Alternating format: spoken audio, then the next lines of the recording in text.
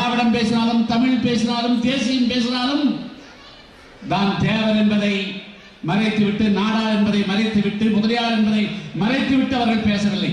ஆனால் நீங்கள் மட்டும்தான் உங்களுடைய அடிப்படையை மறந்துவிட்டு நீங்கள் இதுக்குள்ளே போகிறீர்கள்.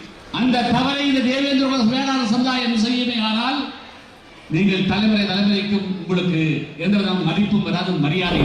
உங்களுக்கு அடையாளமா அடிமைத்தனமா என்பதுதான் கேள்வி. உங்களுக்கு மதிப்பு மரியாதையா இல்லை சலுகையா என்பதுதான் கேள்வி. தேவேந்திர வேளாண் அரசாணை வரும் என்று சொன்னார். தேர்தல் முடிந்த பிறகு வரவில்லை. அது நிச்சயமாக RSRக்கு பிறகு அதை எப்படி வர வைக்க வேண்டும் என்பதற்கு தெரியும். இப்பொழுதெல்லாம் கீழடியில பழம்பெருமைகளை தேடிக்கொண்டிருக்கிறார். அங்கே தேடக்கூடிய ஆதாரங்கள் எல்லாம் வேறு எவருடைய ஆதாரம் அல்ல, அது தேவேந்திர மக்களுடைய ஆதாரங்கள். எந்த ஒரு சமுதாயம் காலத்தாலே தன்னுடைய அரசியல் அதிகாரத்தை இழந்ததோ அந்த சமுதாயத்தை மீண்டும் அரியணை ஏற்றுவதற்காகத்தான் புதிய தமிழகம் கட்சி உருவாக்கப்பட்டது. என்றாவது இன்றையில் இருந்தாலும் அடுத்த 10 தலைமுறைகளுக்காவது நம்முடைய சிறப்பு பச்சை வர்ண கொடி சென்னை கோட்டையிலே பறக்கக்கூடிய நாள் வந்தே இந்த லட்சியத்தோடு யாரெல்லாம் பயணம் செய்ய விரும்புகிறார்களோ அவர்கள் தான் உண்மையான தேவேந்திர வேளாண். உங்களுடைய ஓட்டுகளை வாங்குவதற்கு எல்லா கட்சியும் வருவாங்க, வந்து கொண்டிருக்கிறார்கள். ஆனால் உங்களை உயர்த்துவதற்கு யார் வரமாட்டாங்க? ஒரே கட்சி, புதிய தமிழகம் கட்சி. உங்களுடைய தலைக்கு வைக்கக்கூடிய விலை 200, 500, 1000 அவ்வளவுதான். அதுக்கு மேல அவர்களுடைய கணக்கீடு கிடையாது. நாங்கள் இந்த தலைமுறையே மாற்றி வைக்க வேண்டும் என்று போராடி கொண்டிருக்கிறோம். நமக்காக பாடுபட்ட அந்த சமுதாயம் அடையாளப்படுத்தார். சமுதாயத்துக்காக பாடுபடுகின்ற பொழுதுதான் சமுதாயம் நம்மை தூக்கி பிடிக்கும். நம்முடைய சமுதாயம் வாழ்ந்து இப்பொழுது தாழ்ந்திருக்கக்கூடிய சமுதாயம், தாழ்ந்தே கிடந்த சமுதாயம் கிடையாது. உங்கள் அனைவருடைய வாழ்த்துக்களோடு நிச்சயமாக நம்முடைய ஸ்டாலின் ஐஸ்வர்யா வாழ்க்கை ஒரு எடுத்துக்காட்டான வாழ்க்கையாக, ஒரு அடையாளத்தை தேடித்தரக்கூடிய வாழ்க்கையாக அமையும் என்பதிலே எந்த விதமான ஐயமும் கிடையாது. ராமராஜ் அவர்கள் பேசுகின்ற பொழுது ஐயர் அவர்கள் இந்த கட்சிக்கு பல தியாகங்களை செய்திருக்கிறார், இழப்புகளை சந்திக்கிறார் என்று சொன்னார். ஆம், அவர் இழப்புகளை சந்தித்திருக்கிறார், எந்த விதமான சந்தேகமும் கிடையாது. ஆனால் அந்த இழப்பினுடைய விளைவு என்னவென்று சொன்னால், சாதாரணமான ஒரு அரசு ஊழியராக அல்லது மத்திய அரசுடைய ஊழியராக ஒரு 30,000 அல்லது 50,000 60,000 ரூபாய் சம்பளம் மட்டுமே வாங்கிக் கொண்டு அவர் ஓய்வு பெற்று இருப்பார். ஆனால் அந்த வேலையை அவர் உதவியை விட்டு வந்தனுடைய விளைவாக இன்று அவர் ஒரு கம்பெனியை நடத்தக்கூடிய உரிமையாளராக, முதலாளியாக மாறியிருக்கிறார். அவர் மட்டுமல்ல, இந்த உணர்வை அவருடைய புதல்வருக்கு ஊட்டியிருக்கிறார், அவருடைய புதல்விக்கு ஊட்டியிருக்கிறார். அது மட்டுமல்ல, அவருடைய பெருந்தன்மை என்ன இருந்தாலும் வேர்களை மறந்துவிடக் கூடாது என்ற அடிப்படையில் கடந்த மாதம் நாங்கள் இருவரும் டெல்லி சென்றிருந்தோம். எனக்கு ஒரு 15 நாள் மட்டும் ஓய்வு விடுங்க, அதற்கு பிறகு முழுமையாக உங்களோடு இருந்து விடுகிறேன், நான் அழைப்புதல் கொடுக்க வேண்டும் என்று வந்தார். இடையிலே போன் தொடர்பு கிடையாது. இப்பொழுதுதான் தெரிகிறது ஒரு மாநாட்டையே இங்கே கூட்டியிருக்கிறார்கள். நீண்ட நாள் ஆயிற்று. ஏறக்குறைய கடந்த மே மாதத்திலே தேர்தல் நேரத்திலே நம்முடைய மக்களை எல்லாம் சந்தித்தோம். அதற்கு பிறகு இப்பொழுது ஒரு தேர் திருவிழாவில் சந்திக்கக்கூடிய வாய்ப்பை போல பல்லாயிரக்கணக்கான மக்களை, அதாவது நாம் சென்னைக்கு இடம்பெயர்ந்திருந்தாலும் கூட தன்னுடைய பெண்ணுக்கும் உரிய வரனை, உரிய மாப்பிள்ளையை அதே சொந்த பகுதியிலேயே, தன்னுடைய மகனுக்கும் அதே சொந்த ஊர்ல, இன்னும் சொல்ல போனால் நான் அவருடைய குடும்பத்தை கேள்விப்பட்ட போது ஐஸ்வர்யாவுடைய குடும்பமும் புதிய தமிழகம் கட்சிக்கு ஆணிவேராக இருக்கக்கூடிய குடும்பம் என்று கேள்விப்படுகின்ற பொழுது மிகப்பெரிய சந்தோஷமாக இருக்கு. இந்த திருமண விழா நிகழ்ச்சியில எப்படியும் பங்கேற்க வேண்டும் என்ற முடிவு எப்பொழுது வந்தது என்று சொன்னால், அவர் ஒரு புதிய தமிழகம் கட்சியினுடைய குடும்பத்தை தேர்ந்தெடுத்து அந்த திருமணத்தை அவர் நடத்துகிறார் என்று கேள்விப்படுகின்ற பொழுது இந்த உணர்வுகள் தான் நம்முடைய மக்கள் மத்தியிலே வளர வேண்டும் என்று நான் கருதுகிறேன். என்று சொன்னால், நம்முடைய சமுதாயத்தை பொறுத்தவரையிலும் இப்பொழுதெல்லாம் கீழடியில பழம்பெருமைகளை தேடிக்கொண்டிருக்கிறார். அங்கே தேடக்கூடிய ஆதாரங்கள் எல்லாம் வேறு எவருடைய ஆதாரம் அல்ல, அது தேவேந்திரோட மக்களுடைய ஆதாரங்கள்.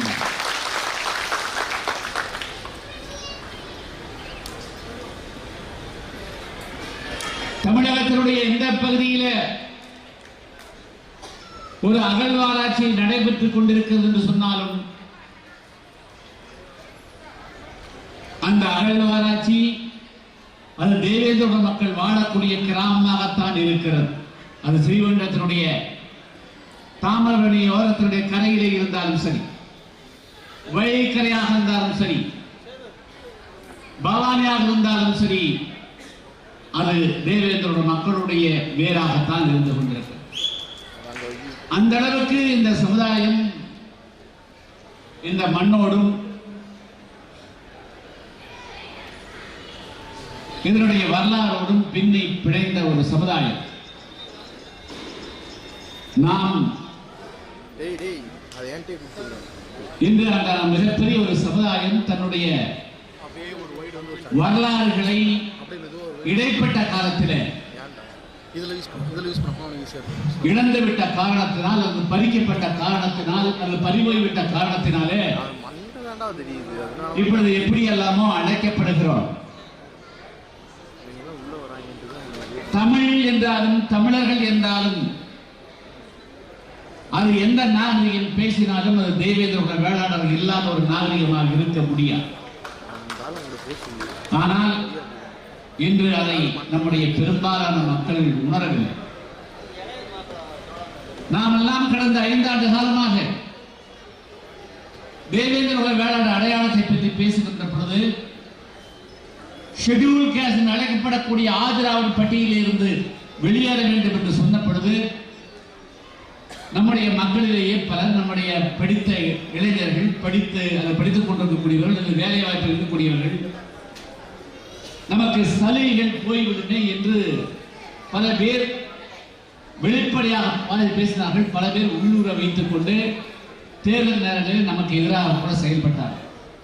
நான் இன்று இப்பொழுது உதாரணத்துக்கு சுட்டிக்காட்ட விரும்புவது ஐயர் அவர் அழைத்தார். ஐயர் அரசு ஊழியர், மற்றவர் ஊழியர் என்ற அந்த அடையாளத்தை தான் தொலைத்தார். இன்னொருவருக்கு கையெட்டி நின்று இன்னொருவருக்கு பரிசு சொல்லக்கூடிய நிலையிலே இருந்த ஐயர் இந்த நூற்றுக்கணக்கான பேருக்கு வேலை கொடுக்கக்கூடிய ஐயராக உயர முடிகிறது என்று சொன்னால், இந்த இடத்துக்குத்தான் எல்லோரும் உயர வேண்டும். இதைத்தான் தம்பி ஸ்டாலின் அவருக்கு நான் சொல்லிக்கொள்ள விரும்புகிறேன். ஸ்டாலினை பற்றி அவங்க அம்மா பற்றி கவலையில் இருந்தால் தெரியும். நாம் 2005ஆம் ஆண்டு என் மீது, ஐயர் மீது, கிறிஸ்டோபர் மீது, எல்லாத்து மீதும் ஒரு பொய் வழக்கு திரிசூலம் கொலை வழக்கில் ஒரு பொய் கூட எப்படி தம்பி ராஜலிங்கம் மற்றும் 11 பேர் மேல ஒரு பொய் கேஸை போட்டு அடிச்சுக்கிறாங்களோ, அது போல எங்க மேல ஒரு கேஸ் போட்டார். நான் எனக்கு சுப்ரீம் கோர்ட்ல ஆன்டிசிபேட்டரி பெயில் கிடைச்சு வந்தேன். ஐயரையும் கிறிஸ்டோபரையும் அரெஸ்ட் பண்ணாங்க. அப்போ ஒரு நாள் ஐயருடைய துணைவியார் பேசார், மற்றவங்க கண்ணீர் நம்ம பேசுவாங்க. ஆனா சீக்கிரம் எடுத்துட்டு விட்டோம்னான்னு வந்த ஒரு குரல், அதுதான் புதிய மதத்துடைய தாய்க்கு அடையாளம். ஒரு நாள் ஐயோ என்னுடைய கணவன் ஜெயிலுக்கு போயிட்டாரேன்னு அழுகல. அதுதான் வீரத்தாய்க்கு அடையாளம், அதுதான் வீர பின்னணிக்கு அடையாளம். நாட்டில் எல்லாம் வரும், எல்லாமே தாண்டி நாம் ஒரு குடும்பம், நமக்கு மட்டும் ஏதோ ஒரு வாய்ப்பு கிடைச்சிருச்சு, நாம் மட்டும் நல்லா இருக்கிறோம், நாம் மட்டும் வளர்ந்தா போதும் நினைச்சா இத்தனை கூட்டத்தை கூட்டியிருக்க முடியாது. எல்லாம் வரமாட்டாங்க, சாப்பிட்றதுக்காக வரக்கூடியதில்ல. நம்முடைய சொந்தம், நம்முடைய பந்தம், நம்முடைய உணர்வுகள். ஐயருடைய குடும்பத்தில் ஒரு திருமண விழா நிகழ்ச்சி நடக்குது, அவங்க குழந்தைகளை போய் வாழ்த்தணுங்கிற மனசு எப்ப வரும்? நாம் அவர்களோடு ஒன்றி இணைகின்ற பொழுதுதான் அது வரும். எனவே நான் நம்முடைய மக்களிடத்தில் சொல்லிக்கொள்ள விரும்புவது, அரசியல் வெற்றிகள் வரும் போகும். புதிய தமிழகம் கட்சி வெறும் சட்டமன்ற நாடாளுமன்ற உறுப்பினர் பதவிகளுக்காக உருவாக்கப்பட்ட கட்சி அல்ல. சமுதாயத்தில் எந்த ஒரு சமுதாயம் காலத்தாலே தன்னுடைய அரசியல் அதிகாரத்தை இழந்ததோ அந்த சமுதாயத்தை மீண்டும் அரியணை ஏற்றுவதற்காகத்தான் புதிய தமிழகம் கட்சி உருவாக்கப்பட்டது. அதிலிருந்து, அந்த லட்சியத்திலிருந்து இன்னும் பல தோல்விகளை சந்தித்தாலும் அது பின்வாங்காது. என்றாவது இன்றையில் இருந்தாலும் அடுத்த 10 தலைமுறைகளுக்காவது நம்முடைய சிறப்பு பச்சை வர்ண கொடி சென்னை கோட்டையிலே பறக்கக்கூடிய நாள் வந்தே தீரும். ஆனால் அதுவரையிலும் நீங்கள் காத்திருக்க வேண்டும். நான் கடந்த தேர்தலில் ஓட்டு போட்டேன். ஓட்டு போட்டா என்ன நஷ்டமாய் போச்சு? போன தேர்தலில் ஓட்டு போட்டேன், ஜெயிக்கல. சரி, ஓட்டு போட்டைய ஜெயிச்சு வந்தவங்க என்ன பண்ணிட்டாங்க? நீங்க வேலைக்கு போறது குறைஞ்சு போச்சா? அடுத்த நாள் உங்க வீட்டில் தண்ணி வந்தது, அப்படியே பைப்ல போட்டுச்சா? உங்களுக்கு பட்டா கொடுத்துட்டாங்களா? உங்களுக்கு ஒரு சத்துணவு, உங்களுடைய பிள்ளைகளுக்கு ஒரு கண்டக்டர் போஸ்ட்டுக்கு, ஒரு டிரைவர் போஸ்ட்டுக்கு, அல்லது ஒரு சத்துணவு அமைப்பாளருக்கு, ஒரு அங்கன்வாடி அமைப்பாளருக்கு ஒரு வேலைக்கு 5 லட்சம் எல்லாம் 10 லட்சம் எல்லாம் வேலை கொடுத்தாங்களா? என்ன உங்களுடைய வாழ்க்கையிலே மாற்றம் வந்தது? அறிஞர் என்ற பட்டத்தோடு, ஆதரவாளர் என்ற பட்டத்தோடு, ஷெட்யூல் காஸ்ட் என்ற பட்டத்தோடு மட்டும்தான் வைத்திருக்கிறார்கள். திராவிடம் பேசினார்கள், பேசிக் கொண்டிருக்கிறார்கள். ஆனால் அவர்களெல்லாம் திராவிடம் பேசினாலும், தமிழ் பேசினாலும், தேசியம் பேசினாலும் தான் தேவர் என்பதை மறைத்துவிட்டு, நாடார் என்பதை மறைத்துவிட்டு, முதலியார் என்பதை மறைத்துவிட்டு அவர்கள் பேசவில்லை. ஆனால் நீங்கள் மட்டும்தான் உங்களுடைய அடிப்படையை மறந்துவிட்டு நீங்கள் இதுக்குள்ளே போகிறீர்கள்.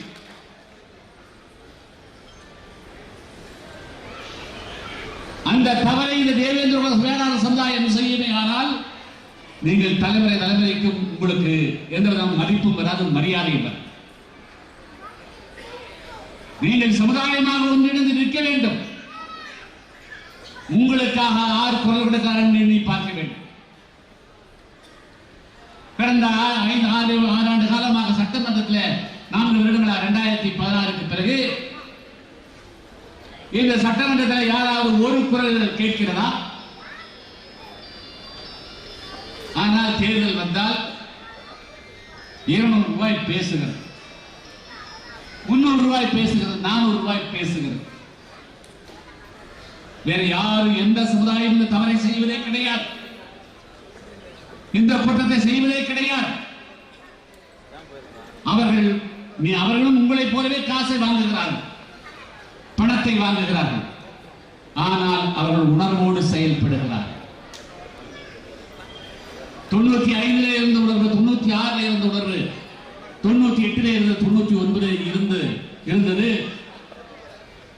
இப்பொழுது அந்த உணர்வு மங்குகிறது என்று சொன்னால் இந்த சமுதாயம் பின்வாங்குகிறது என்று அர்த்தம். நம்முடைய விடுதலையை யாரும் வந்து பெற்றுத்தர மாட்டார்கள், பெற்றுத்தந்த வரலாறும் கிடையாது. இந்த தினமும் நீங்கள் பத்திரிகையிலே படித்துக் கொண்டிருப்பீர்கள், தொலைக்காட்சியிலே பார்ப்பீர்கள். ஒரு நாடாளுமன்றத்தில் ஒரு சட்டம் வந்திருக்கிறது, இந்தியாவுடைய குடியுரிமை திருத்த சட்டம். அந்த குடியுரிமை திருத்த சட்டத்திலே உங்களுக்கு ஒரு பாதிப்பு இல்லை, எனக்கு இல்லை. இந்தியாவுடைய ஏற்கனவே குடிமக்களாக இருக்கக்கூடியவர்களுக்கு எந்த விதமான பாதிப்பும் இல்லை. அது பாகிஸ்தானிலிருந்தும், ஆப்கானிஸ்தானிலிருந்தும், பங்களாதேஷிலிருந்தும் சட்டவிரோதமாக எல்லையை தாண்டி குடியேறக்கூடியவர்களுக்கு பார்த்து இவர்கள் நியாயமாக வந்திருக்கிறார்களா, வேறு எதுக்காக வந்திருக்கிறார்கள் என்பதை பார்த்து அவர்கள் இந்திய குடிமக்களாக ஏற்றுக்கொள்வதா இல்லையா என்பதை தீர்மானிப்பதற்காக ஒரு சட்டம். ஆனால் தனக்கு ஒரு பாதிப்பு இல்லாத பொழுது கூட தன்னுடைய மதக்காரனுக்கு பாகிஸ்தான் வரக்கூடியவனுக்கு சட்டவிரோதமாக வந்தாலும் கூட அவர் குடியுரிமை வழங்க மறுக்கிறார்கள் என்று இந்த லட்சக்கணக்கான பேர், கோடிக்கணக்கான பேர் சட்டவிரோதமாக நியாயம் இல்லாமல் போராடுகிறார்கள். ஆனால் நாம் நியாயமாக காசு வேண்டாம், பணம் வேண்டாம், எதுவும் வேண்டாம், என்னுடைய அப்பா, என்னுடைய அப்பாவுக்கு அப்பா, என்னுடைய மூதாதையர்கள் பல்லவர்களாக அழைக்கப்படவில்லை, ஆதிராவிடர் வாழவில்லை, அறிஞர்களாக இல்லை. அவர்கள் குறிஞ்சி, முல்லை, மருதம், நெய்தல், பாலை என்று அழைக்கப்படக்கூடிய தமிழ் இலக்கியங்களிலே சொல்லப்பட்ட மருத நில மக்கள். தாமிரபரணி ஆற்றுடைய கரையிலே, காவிரி ஆற்றுடைய கரையிலே, அமராவதி ஆற்றுடைய கரையிலே, வைகை ஆற்றுடைய கரையிலே, ஆற்றுடைய படுகையிலே தாழ்வான பகுதிகளிலே வேளாண்மையை உருவாக்கி, இன்னும் சொல்ல போனால் இந்த உலகுக்கு நெல்லை அறிமுகம் செய்த சமுதாயம் தேவேந்திர சமுதாயம். அந்த ஒரு அடையாளத்தை தான் கொடு என்று கேட்கிறோம். எங்களால் முன்னேறிக் கொள்ள முடியும். நீ பட்டியலுக்குள் வைக்காதே. நீ யாரை கேட்டு இந்த பட்டியலுக்குள் கொண்டு போனாய்? பல பேர் நினைக்கிறார்கள் நாம் ஷெட்யூல் காஸ்ட் இருந்து வெளியேறினால் முன்னேற முடியாது என்று. நீ வெளியேறினால் தான் முன்னேற முடியும், உள்ளே இருந்து முன்னேறவே முடியாது. ஷெட்யூல் காஸ்ட் எஸ்சி என்ற அந்த பட்டத்தை தாங்கி இருக்கின்ற வரையிலும் நீ ஒரு பெட்டி கடை கூட போட முடியாது. நீ கடையோர திருவாரூர் கடை கூட போட முடியாது என்று சொன்னால், இந்த தாழ்த்தப்பட்டவன், ஷெட்யூல் காஸ்ட், ஆதிராவிடன், இந்த அரிஜன், இந்த பெயர்கள் இருக்கின்ற வரையிலும் இந்த சமுதாயம் அந்த வார்த்தைகளை ஏற்றுக்கொள்ளார். எனவே இப்பொழுது உங்கள் கண் முன்னாலே இருப்பது உங்களுக்கு அடையாளமா, அடிமைத்தனமா என்பதுதான் கேள்வி. உங்களுக்கு மதிப்பு மரியாதையா, இல்லை சலுகையா என்பதுதான் கேள்வி. புதிய தமிழகம் கட்சியை பொறுத்தமட்டிலும் மதிப்பும் மரியாதையும் கௌரவத்தையும் இந்த சமுதாயத்திற்கான அடையாளத்தை மீட்டெடுப்பதற்காக மட்டுமே அர்ப்பணித்திருக்கிறது. இந்த லட்சியத்தோடு யாரெல்லாம் பயணம் செய்ய விரும்புகிறார்களோ அவர்கள் தான் உண்மையான தேவேந்திர வேளாளர்கள் என்ற அடிப்படையில் நாங்கள் பயணம் செய்து கொண்டிருக்கிறோம். தம்பி ஸ்டாலின் அவர்களுக்கு ஒரே வேண்டுகோள், சென்னையில் இருக்கின்ற பொழுது ஐயரை கார்ல கூட்டு கேட்டு வெளில விட்டு போட்டு தம்பி உள்ளே கூட வராமல் போயிடுவோம். இனிமேல் அப்படி இருக்கக்கூடாது, கட்சிக்குள்ள வரணும், வெளியே இருக்கணும். கேட்டு கட்சிக்குள்ள வரணும். நீ மட்டும் இல்லை தம்பி, துணைவியாரையும் கூட்டிட்டு வரும், ஐஸ்வர்யாரையும் வரணும். நாம் எல்லாம் சேர்ந்து பாடுபட்டால் தான் அந்த சமுதாயத்தை முன்னேற்ற முடியும். உங்களுடைய ஓட்டுகளை வாங்குவதற்கு எல்லா கட்சியும் வருவாங்க, வந்து கொண்டிருக்கிறார்கள். ஆனால் உங்களை உயர்த்துவதற்கு யார் வரமாட்டாங்க? ஒரே கட்சி, புதிய தமிழகம் கட்சி. உங்களுடைய தலைக்கு வைக்கக்கூடிய விலை 200, 500, 1000 அவ்வளவுதான். அதுக்கு மேல அவர்களுடைய கணக்கீடு கிடையாது. நாங்கள் இந்த தலைமுறையே மாற்றி வைக்க வேண்டும் என்று போராடிக் கொண்டிருக்கிறோம். எனவே இடைப்பட்ட காலத்திலே சிந்தனைகளிலே இருந்து விலகி சென்றிருந்தாலும் கூட ராஜபாளையம் தேவேந்திர மக்கள் மீண்டும் உங்களுடைய பழைய வரலாறுகளை புதுப்பிக்கக்கூடிய வகையில மீண்டும் நீங்கள் புத்துணர்ச்சி கொள்ள வேண்டும், புதிய எழுச்சி கொள்ள வேண்டும், தேவேந்திர வேளாளரை அடையாளப்படுத்த வேண்டும், புதிய தமிழகமாகவே நீங்கள் மாற வேண்டும் என்று கேட்டுக்கொண்டு இந்த திருமண விழா நிகழ்ச்சியிலே ஸ்டாலின் ஐஸ்வர்யா திருமண விழா கலந்து கொண்டு வாழ்த்துவதற்கும் அதேபோல பங்கு பெறுவதற்கும் வாய்ப்பு கொடுத்திருக்கக்கூடிய அனைவருக்கும் நன்றி கூறி, மணமக்கள் இன்று எந்த அளவுக்கு நீங்கள் மகிழ்ச்சி நிலமாக இருக்கிறீர்கள், இந்த மகிழ்ச்சியை என்றென்றும் நீடிக்கவும் இருவரும் ஒன்றிணைந்து எல்லா காரியங்களையும் செயல்படுவது மிக மிக அவசியம். என்று சொன்னால் ஒரு தொழில் அல்லது ஒரு வணிகம் அல்லது அரசியல் எதுவாக இருந்தாலும் குடும்பத்தினுடைய ஒத்துழைப்பு இல்லாமல் எந்த காரியத்தையும் வலுவாக வெற்றி பெற வைக்க முடியாது. அரசியல்ல மிக முக்கியமான காலகட்டத்தில் நாங்கெல்லாம் படித்த தொழிலை 92 மருத்துவராக இருந்து 78 முடித்து 92 வரையிலும் மருத்துவர் இருந்து 92க்கு பிறகு முழு நேரம் மருத்துவமனையை விட்டு வெளியே. ஆனால் குடும்பத்தில் கொஞ்சமாவது சப்போர்ட் பண்றதுக்கு அவங்க முயற்சி எடுத்தனுடைய விளைவாகத்தான் நான் முழு நேரமாக வீட்டிலிருந்து வெளியே இந்த சமுதாயத்துக்கு பாடுபட முடிந்திருக்கிறது. அதுபோல துணையாக இருக்கக்கூடியவர்கள் வெறும் சாதாரணமான துணையாக இல்லாமல் நம்மை நமக்காக பாடுபட்டால் இந்த சமுதாயம் அடையாளப்படுத்தார், சமுதாயத்துக்காக பாடுபடுகின்ற பொழுதுதான் சமுதாயம் நம்மை தூக்கி பிடிக்கும். எனவே நம்முடைய சமுதாயம் வாழ்ந்து இப்பொழுது தாழ்ந்திருக்கக்கூடிய சமுதாயம், தாழ்ந்தே கிடந்த சமுதாயம் கிடையாது. எனவே இடைப்பட்ட காலத்தில் ஏற்பட்ட நமக்கு இந்த தாழ்வை போக்குவதும் இழந்த அடையாளத்தை மீட்பதும் நம்முடைய மிகப்பெரிய நிச்சயமாக போராடி கொண்டிருக்கிறோம். அரசுகள் நமக்கு கொடுத்த வாக்குறுதிகளை காப்பாற்ற தவறுகிறார்கள். அது மத்திய அரசாக இருந்தாலும் சரி, மாநில அரசாக இருந்தாலும் சரி, நாடாளுமன்ற தேர்தலின் பொழுதும் ஒட்டப்படாத சட்டமன்ற தொகுதியின் தேர்தலின் பொழுதும் தேவேந்திர வேளாண் அரசாணை வரும் வரும் என்று சொன்னார். தேர்தல் முடிந்த பிறகு வரவில்லை. அது நிச்சயமாக ஆகஸ்ட் 6க்கு பிறகு அதை எப்படி வர வைக்க வேண்டும் என்பதற்கு தெரியும். அதற்கான தயாரித்துக் கொண்டிருக்கிறோமே தவிர அதற்கான தயாரிப்புகளில் ஈடுபட்டுக் கொண்டிருக்கிறதே தவிர அமைதியாக இல்லை என்பதை மட்டும் சுட்டி